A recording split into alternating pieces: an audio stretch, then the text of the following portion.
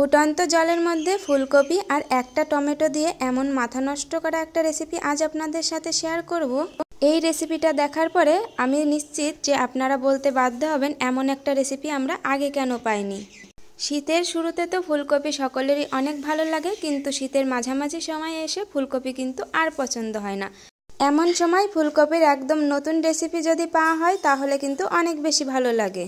আজ যে ফুলকপির রেসিপিটা আপনাদের সাথে শেয়ার করব, একদম সামান্য একটুতেই কিন্তু সকলে পেট ভরে খেয়ে নিতে পারবে।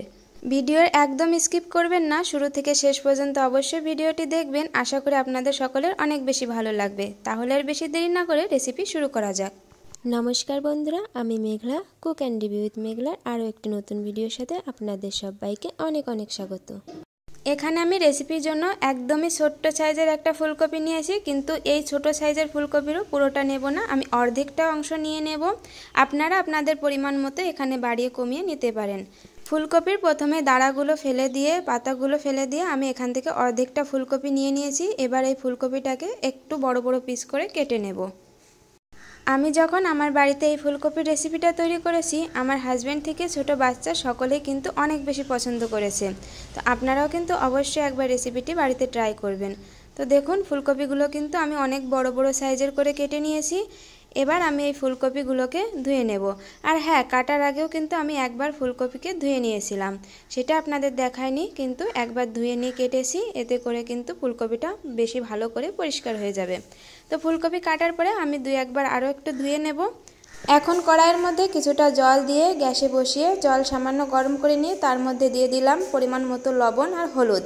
দিয়ে একটু গরম হয়ে আসলে তার মধ্যে আমি কেটে রাখা ফুলকপিগুলো, 3টা কাঁচা লঙ্কা আর দিয়ে দেবো একটা টমেটো দিয়ে এবার আমি বেশ ভালোভাবে সেদ্ধ করে নেব। যখনই এভাবে টকবগিয়ে ফুটতে শুরু করবে, একটা ঢাকনা চাপা দিয়ে আমি এখানে ফুলকপিগুলোকে সেদ্ধ করে নেব।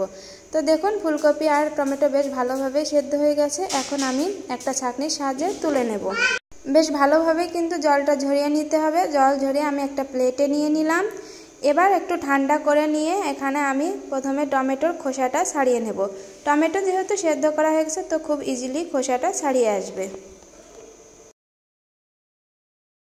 খোসাটা ছাড়িয়ে নেওয়ার পরে এখানে এবার আমি একটা কাঁটা চামচের সাহায্যে টমেটো আর ফুলকপি, লঙ্কা খুব ভালোভাবে ম্যাশ করে নেব। আপনারা চাইলে এখানে ম্যাশারের সাহায্যেও কিন্তু ম্যাশ করে নিতে পারেন। এই তো সব কিছু বেশ ভালোভাবে ম্যাশ করে নিয়েছি। এবার আমি কড়াইটা বেশ ভালোভাবে গরম করে নিয়ে দিয়ে দিলাম পরিমাণ মতো সরিষার তেল।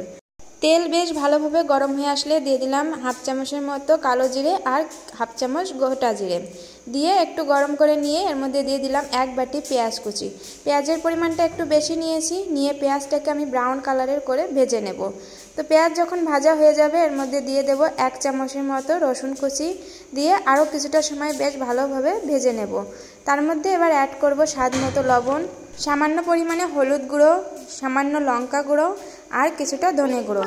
লবণ আর লঙ্কার পরিমাণটা কিন্তু একটু বুঝে দিতে হবে, কারণ সেদ্ধ করার সময় কিছুটা কাঁচা লঙ্কা আর লবণ দেওয়া হয়েছিল।